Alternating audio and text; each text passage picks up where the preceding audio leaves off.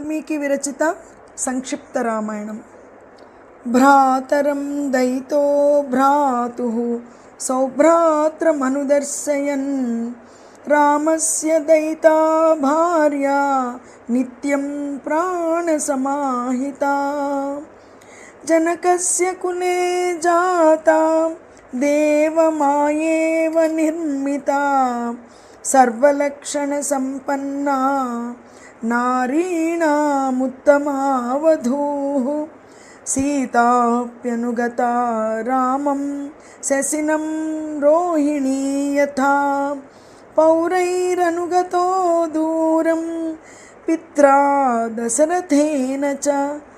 शृङ्गिबेरपुरे सूतं गङ्गाकूले व्यसर्जयत् गुहमासाद्य धर्मात्मा निषादात्।